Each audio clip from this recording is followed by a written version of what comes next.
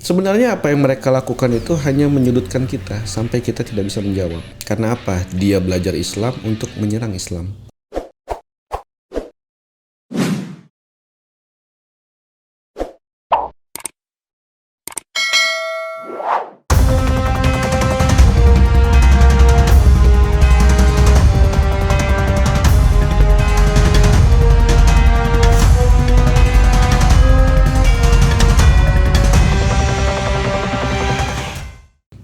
Coba bayangkan kalau semua kitab di dunia ini dibakar. Mau aplikasinya, softwarenya, fisiknya, Masih ngomong bukunya. sama tadi ya? Masih. Oke. Dibakar semua. Kira-kira yang akan kembali utuh seperti semula apa? Dia jawab sendiri. Islam. 4 juta penghafal Quran di seluruh dunia. Termasuk yang kemarin itu. Yang termasuk yang menutup telinga kan? Iya. Oke. Orang akan paham Yang bahwa dilecehkan oleh orang tertentu. iya, Ya? orang akan paham bahwa Islam itu kebenaran. Karena apa? Saya suka bilang, saya selalu bawa dia ke logika. Selalu bawa ke logika. Kalau misalnya Al-Quran ini adalah flash disk dan otak kita adalah CPU, komputer. Karena yang bikin sama-sama Allah, ini begitu dimasukkan, insya Allah flash disk itu terbaca. Flash disk terbaca. Tapi kalau bukan dari Tuhan, ini ciptaan Tuhan, tapi ini bukan. Masuk nggak kira-kira? Pasti 404. 404. Iya, not found. Balik ke mural jadi. Iya, oke. Mural juga kerjaan kita kemarin. Oke. Katanya dicari polisi segala macam, ya sudah lah. Oke. Padahal kan ya itu mirip doang, Bang. Mirip doang, padahal nggak mirip sama sekali ya kan? Padahal mah iya. Iya. Oke, gimana nih lalu?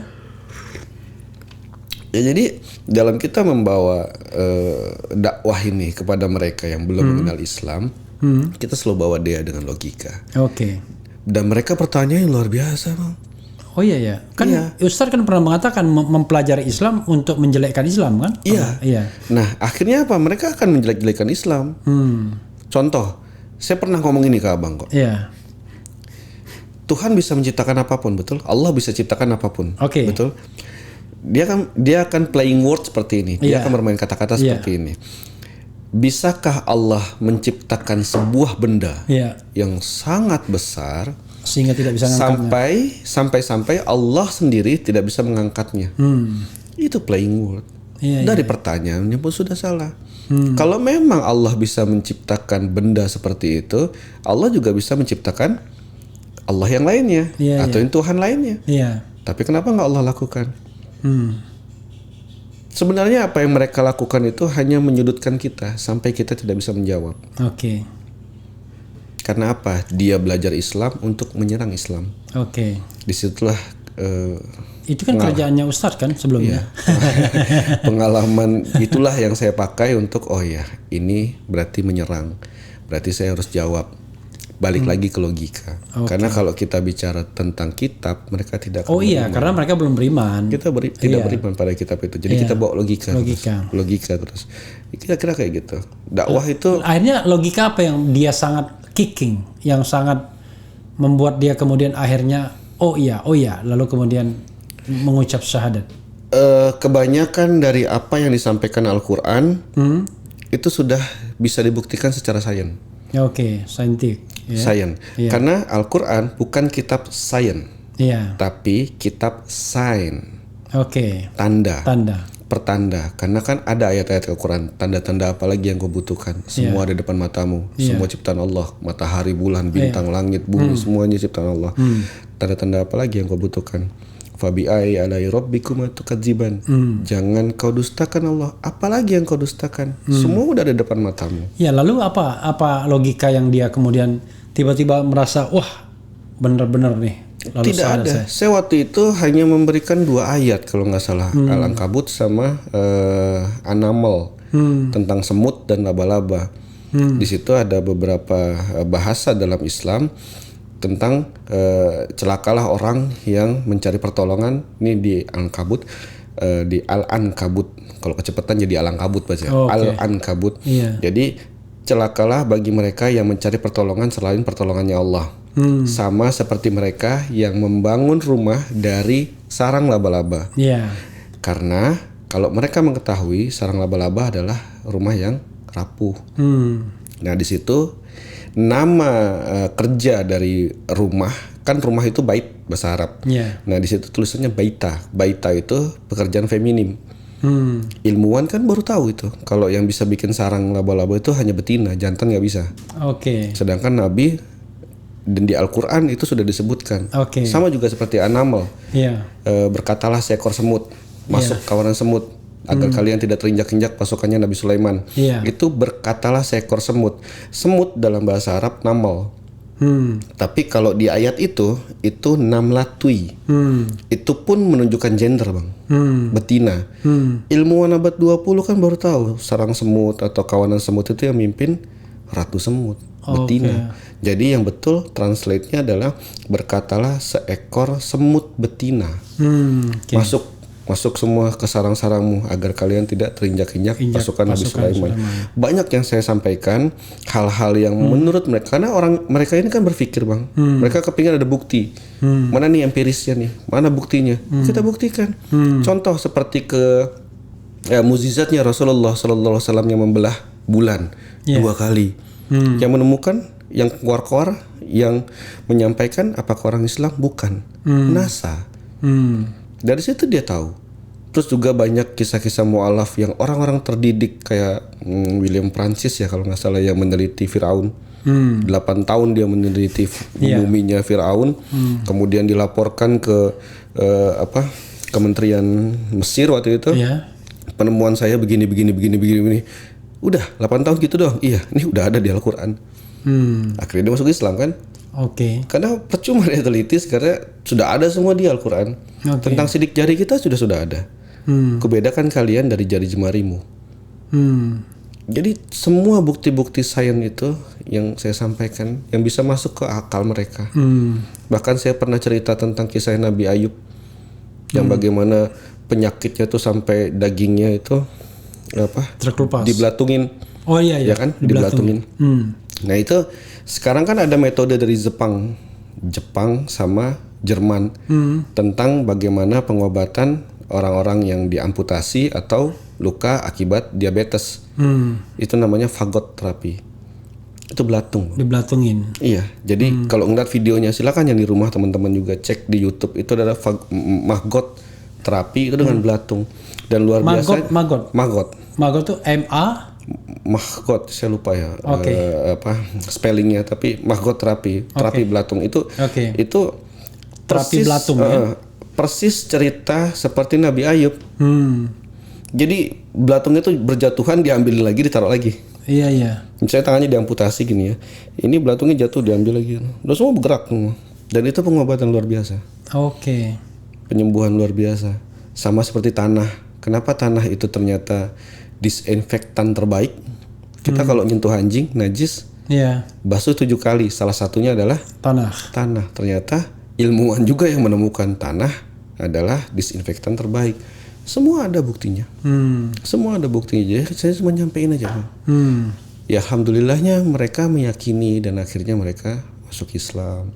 Sampai sekarang masih berhubungan? Masih banyak. Saya tuh mengurus untuk Bekasi saja 450-an kurang lebih. Mu'alaf ya. Karena kan jadi dia waktu itu sendirian orang itu? Sendirian. Setelah dia marah-marah, kemudian dikasih minum, lalu ya ngobrol baik-baik. Dia bilang, kenapa saya udah hina-hina agama kamu, nabi kamu, kenapa nawarin minum? Saya bilang, kita mau ngobrol, Pak. Ngobrol baik-baik. Gak enak kalau gak ada kopi. Kopi dia ngobrol, dia suka kopi, ngobrol segala macam. Itulah yang membuat kita yang harusnya umat Islam itu seperti itu. Ya maaf, jangan buru-buru marah. Jangan buru-buru membenci orangnya, karena contoh saja seperti sahabat Umar bin Khattab. Kurang jahat apa? Setiap sore dia di depan kota Mekah itu, di gerbang kota Mekah, dia tanya, kau pengikut Muhammad? Disiksa. Kau pengikut Muhammad? Dibunuh. Begitu. Dan malam itu dia selalu asah pisaunya, bagaimana nusuk Muhammad, bagaimana membunuh Muhammad, jahat sekali. Tapi begitu sudah Islam masuk ke ruhnya dia, masuk ke hatinya dia. Dan itu memang didoakan Nabi kan? Iya. Perkuatlah Islam dengan satu dari dua Umar kan? Iya. Umar bin Khattab yang masuk. Dan satunya Abu Jahal. Abu Jahal yang nggak mau. Iya. Itu luar biasa. Dan juga ada Hamzah. Abu Jahal paman Nabi, ya? Enggak, bukan. Paman Nabi itu Abu Muthalib. Abu Lahab ya, masih ada hubungan ya. Ya, Abu Lahab itu masih kerabat juga. Jadi intinya adalah kita cuma menyampaikan Islam, kita cuma menjawab pertanyaan mereka dengan adab dan akhlak, bukan hanya dari marah-marah saja atau malah membenci orang yang enggak. Semakin kita marah-marah, kita sulit akan membuat mereka cinta dengan Islam. Saya kasih contoh sederhana saja. Saya kan juga bikin pengajian. Jadi ini anak-anak pang. Jadi pengajian. Jadi anak-anak pang. Tato sampai ke muka. Tapi ditulis pengajian. Iya, tulisnya pengajian. Nah itu mereka ngaji, Bang. Mereka ngaji. Dan awalnya mereka minum. Minum, main gitar dekat-dekat masjid segala macam. Kalau misalkan waktu itu saya datang ke mereka marah-marah, tendangin mereka minum, haram, neraka, mereka nggak akan cinta dengan Islam. Tapi saya datang lihat, ada 8 orang, bro, beliin gorengan. Saya datang, Assalamualaikum. Wah, nggak enak minum kalau nggak ada dorongannya. Saya bilang makan dulu, termasuk angin lagi. Ustaz, ngerepotin? Nggak ngerepotin, makan. Nyanyi apa nih, lagu apa nih? Saya nongkrong di situ. Ditawarin minum enggak? Aduh maaf ya Ustadz lagi minum. Enggak apa-apa, saya mau dengerin aja. Makan dulu. Akhirnya apa? Mereka tahu kita datang dengan hati yang baik. Kita datang bukan untuk menghakimi mereka, tapi membawa mereka untuk meninggalkan itu. Pelan-pelan. Dan demi Allah sekarang Bang, masjid yang ada di situ, ini daerah Klender kok. Daerah Klender. Yang bersihkan masjid mereka. Kalau kemarin ada bulan Ramadan, mereka yang menyiapkan sahur sama buka puasa. Mereka sendiri sebenarnya gelandangan? Ya mereka ngamen aja di maksudnya tinggalnya di mana? Mereka ada tempat kok ngontrak gitu. Jadi ngumplok banyak orang itu, 15 orang tuh satu kontrakan udah kayak ikan pindang. Tapi kadang-kadang kita sekarang saya bilang sama takmirnya, mereka takut kenapa? Ntar maling kotak amal, ntar maling ini. Pak, bismillah, ini rumah Allah. Kita sambut mereka dengan baik. Kalau mereka jahat ya itu urusan dia sama Allah. Alhamdulillah nggak ada kemalingan, nggak ada kecurian walaupun mereka tidur di situ. Jadi mereka bisa tidur di situ ya? Beberapa ada yang tidur di situ karena beberapa mereka kadang-kadang nggak bisa tidur malam, dia tahajud, sholat malam. Kan luar biasa ini. Jadi jangan lihat penampilannya. Contoh kayak Mas Limbat, orang dia tuh dukun apa segala macam. Dakwah dia. Hitam-hitam. Dia dakwah dia. Kalau misalnya komunitasnya kecil kayak masjid kecil gitu ya, dan dia paham dan dia tahu pasti kondusif, nggak ada yang ngangkat telepon untuk merekam, dia ngomong. Kalau enggak tapi kalau dia rame banget, nanti dendanya mahal soalnya. Kalau ketahuan dia bicara. Dendanya mahal. Jadi Mr. Limbat tuh, Master Limbat itu dikontrak semua hidup untuk tidak bicara. Abang dibayar mahal ngomong kan Bang. Dia dibayar mahal karena nggak ngomong. Itu naskah film aja belum dikirim dia udah hafal. Karena dia nggak perlu ngomong. Cuman gerakan aja. Jadi emang dakwah itu seperti itu, kita ngajak. Makanya saya salut sekali dengan teman-teman jamaah takblik gitu ya. Yang datang ke daerah. Sampai luar negeri bahkan. Iya. Saya bilangnya mereka ini door to door. Dia berani ngetuk pintu. Kita belum tentu loh Bang. Datang Pak, Bu, sudah maghrib, ayo sholat yuk di masjid. Door to door. Ajak mereka. Wah saya belum mandi Pak. Nggak apa-apa, mandi aja dulu, nanti saya tungguin, nanti saya lewat lagi ya, saya samperin ya ke rumah lain lagi, tok satu-satu segala. Itu Allahu Akbar, itu luar biasa. Banyak yang mencibir mereka. Dibilang gelandangan apa segala macam, padahal dari mereka itu orang-orang yang mampu. Demi Allah, ini saya baru cerita sekarang. Di samping saya ini rumah bagus, di samping saya bisa kelihatan kan? Iya betul. Itu jamaah tablik. Nah itu dia. Saya cerita satu hal. Luar negeri segala dia. Luar biasa nih Bang. Saya dikasih wakaf tanah. Mau tahu Abang berapa luasnya? 2.500 hektar. 2.500 hektar di Luiliang, Bogor. Oke. Itu berikut 7 bukit, 3 sungai, 4 mata air. Oke. Untuk? Dan yang ngasih itu jamaah tabligh. Oke. Dia bilang, Bang, bisa nggak bantu? Orang mah dikasih wakaf seneng ya. Iya. Saya bingung, Bang. Mau diapain? Ini gimana bangunnya? Iya. Ya akhirnya karena mungkin sudah jalannya Allah, saya ketemu aja dengan orang-orang. Sekarang lagi dibangun. Sudah material sudah masuk. Itu investasi dari beberapa negara-negara Timur Tengah.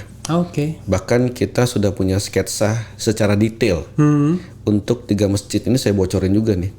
Mudah-mudahan nanti main. Itu patokannya di belakang RSUD Louis Liang. Nanti Louis Liang namanya. Louis Liang. Louis Liang Bogor.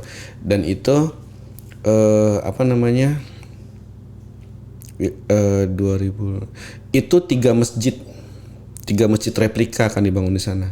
Masjid Nabawi, Masjidil Haram, dan Masjidil Aqsa.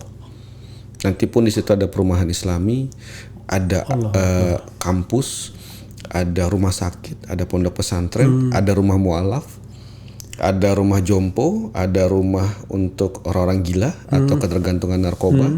Itu kita fasilitasi 2.500. Iya, dan kita kasih nama International Islamic Center. Bahkan kita sedang di tengah-tengahnya itu nanti jadi icon, dan itu sebuah aula hall yang akan bisa menampung 1 juta orang. Doakan saja. Ini emang perkara susah dan mahal. Bayangkan aja 6 hari mengumpulkan 30 miliar. Dan itu untuk bantu saudara-saudara kita di Palestina. Tapi fitnahnya luar biasa. Nyinyirin lagi. Fitnah luar biasa. Ustaz Abdul Somad, fitnah luar biasa.